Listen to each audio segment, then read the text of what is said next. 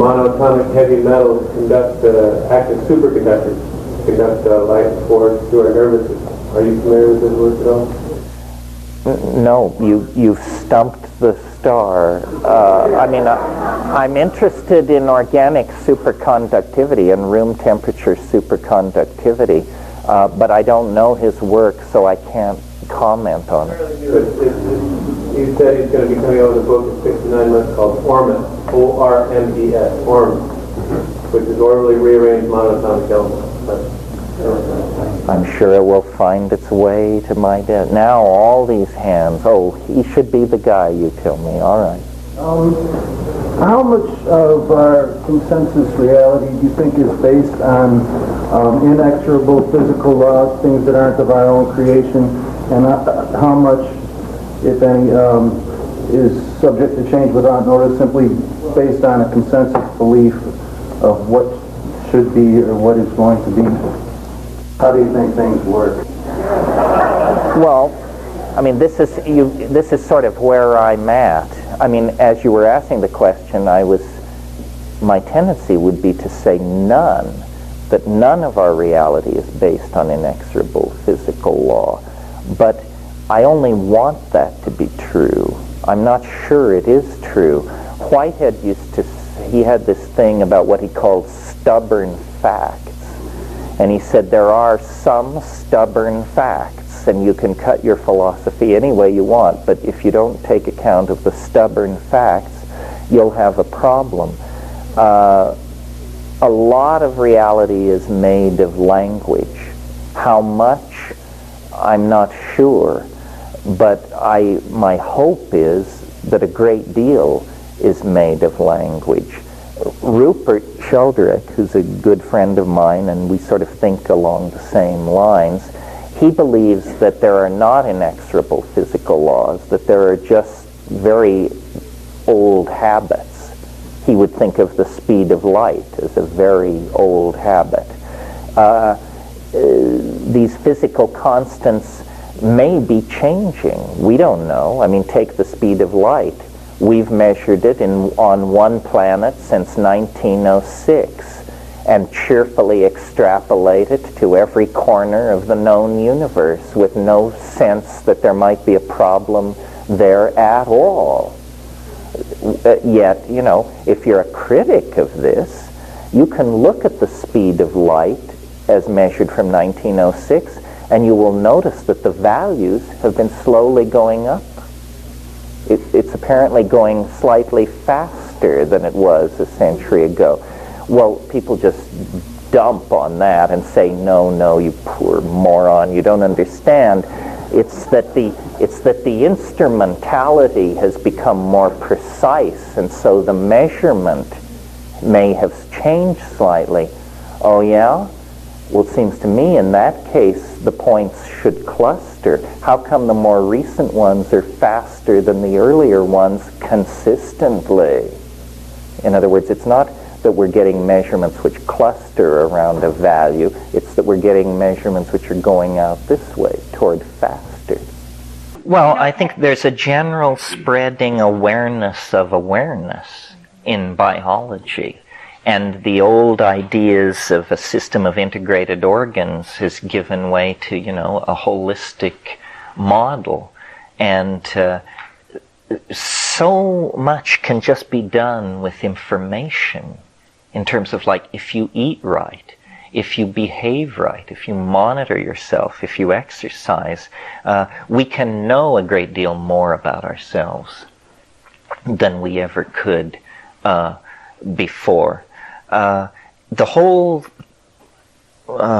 thrust of novelty is toward a kind of Platonic perfection, and it means perfection of the body as well. How this will look, I'm not sure. Maybe the body can become superconducting. That's a claim I would have to see before I believed. I'm sure we'll have people coming down the pike who claim they're superconducting. Essentially, breatharians claim that, but then they were cornered down at Baskin-Robbins. And well, that's also how long the human body can live. I mean, they're talking about in Chopra's view that their age is limitless. There should be no real death. Well, I think that that's quite within reach, but I'm puzzled by the ethics of it. That's what I'm saying. I think that if you don't die, you miss the point. So. Oh, we can live for a long time. Yeah, I mean, oh, well, that's true. Tongue in cheek when you hear him talk, he says that. But there certainly are immortalists running around, people who have wild hopes. To me, that's an incredibly egomaniacal wish, because death is nature's way of getting rid of worn out. I mean, part of what's wrong with our society is that people aren't retiring and moving on. We're becoming a society ruled by octogenarians and older, because medicine has made that possible. And it's paradoxical that in an age when there is so much impetus for change, people hang on so long. And they were hanging on longer and longer and longer. So. Yeah, which frustrates more and more generations building up behind. I mean, it's called the Charles Windsor problem. Some of the immortalists that I've talked to plan on ascending the body in 2012. Or thereabouts, as opposed to dying. Yes, one thing that's going to happen that my theory predicts, but that doesn't make my job any easier, is that as we get closer and closer to 2012, hysteria will build and claims will multiply, and it's just going to become a circus. I've already in my life realized that apparently I've become involved with or set in motion something that will probably outlast me. And at still higher doses, approaching effective doses of 20 milligrams or more, in other words, 4 grams dried and up, or 45 grams wet and up, hunting is out of the question. Sex is something you can consider, but it's out of the question. And you are basically nailed to the ground in a state of mind which we, for all of our sophistication, our logical positivism, our superconducting supercolliders, and all the rest of it, haven't a clue as to what it is, what it means, what its implications are. The full-blown psychedelic experience of which we can only speak in terms of religious hierophany, epiphany, apokatastasis, and all those other great Greek words, ataraxia. In other words, we like it, but we don't understand it. And it is, therefore, the basis for religion. Probably what happened, historically speaking, is that, in 1947, when the first UFOs were seen, it was a weird world. The explosion of the atom bomb, the work toward the hydrogen bomb, people didn't know.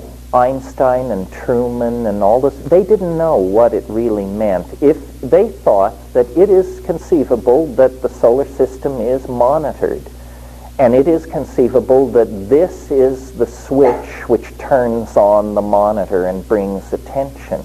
I mean, they were in awe of the atom bomb, and they realized they were tampering with cosmic forces.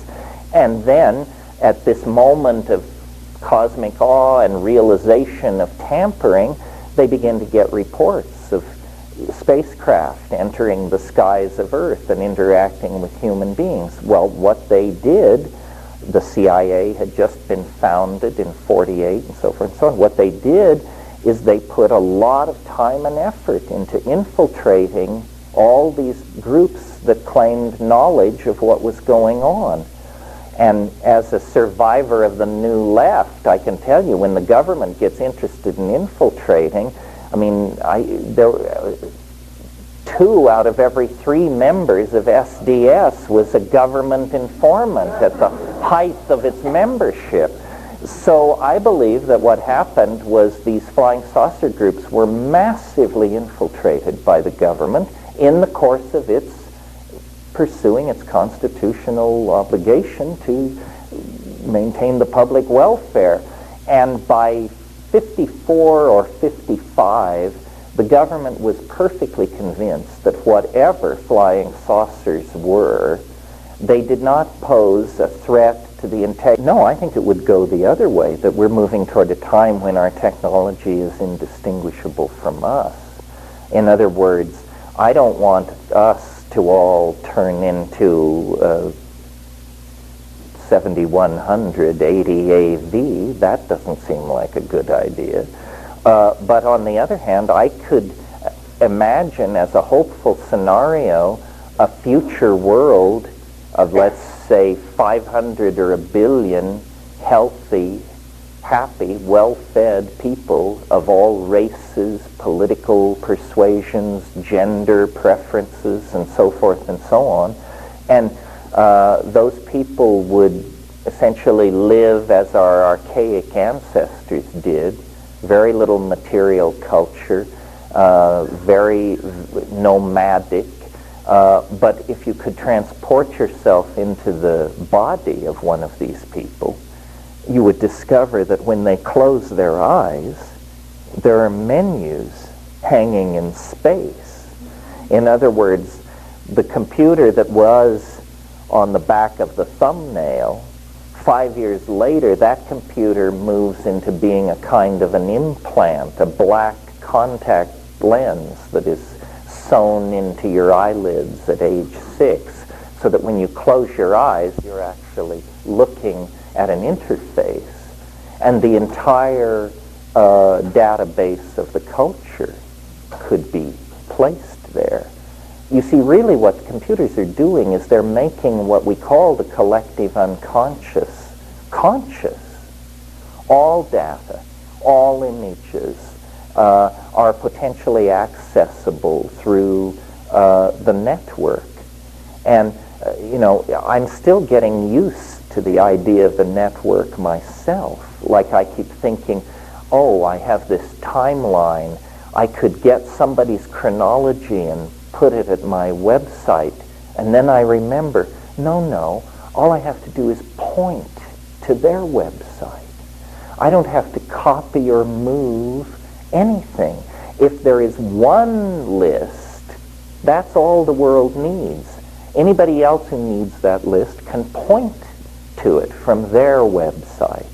So the speed at which new structures can be created is astonishing. I mean, it almost literally overnight you can build a website and begin to point at other websites and bring resources into yours. This is a technology which is going to turn out to not be what people think it is. It's going to be a technology for showing each other the inside of our heads, for showing each other our dreams. One thing I didn't talk about in the main part of the lecture is that psychedelics are catalysts for language. They speed up and catalyze the language formation process. And a culture cannot evolve any faster than its language evolves.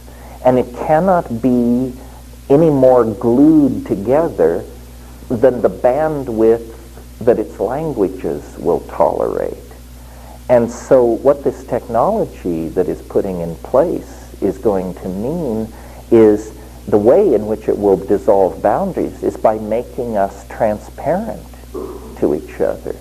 I mean, I can imagine a child of the future.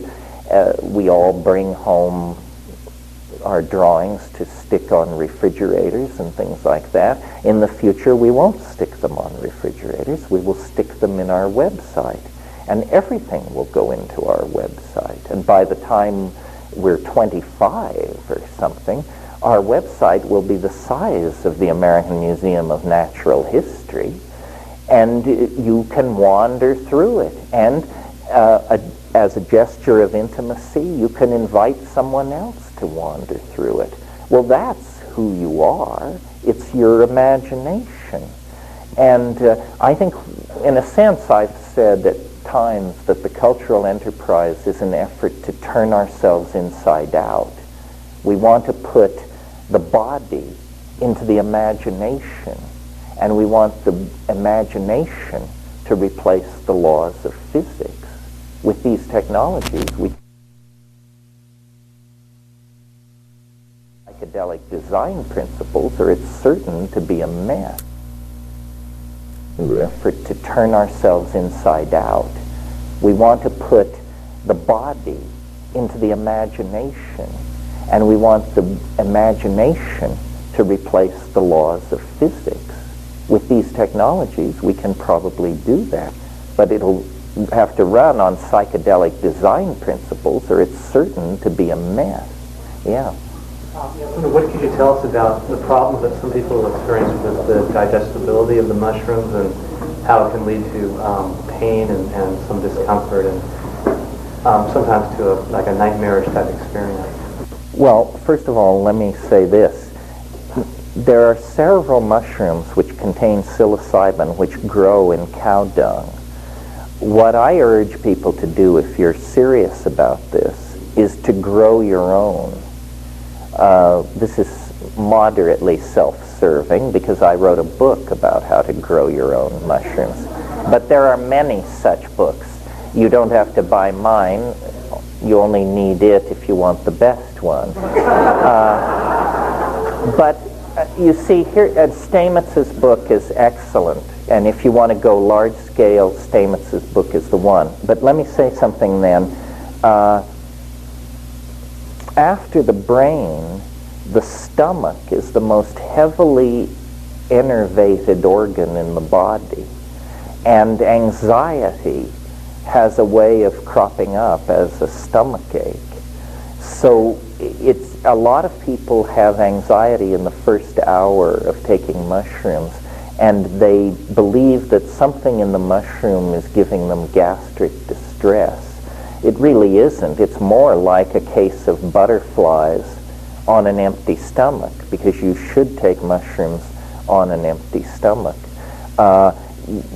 You can try a suppository, you can try another drug if you want, but there is in this psychedelic business something to be said for simply disciplining your hind brain.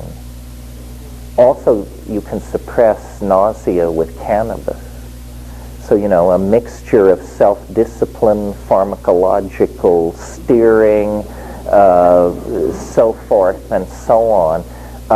If you have a severe reaction to the mushroom, you probably shouldn't take it.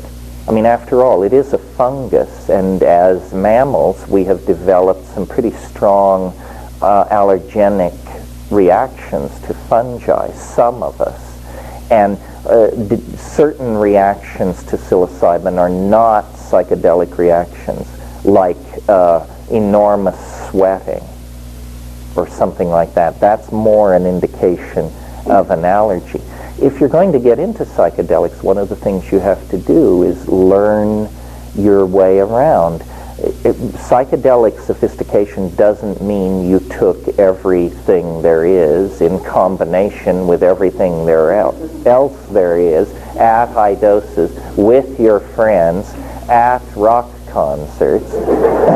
It means that you figured out what worked for you and then really put the pedal to the metal,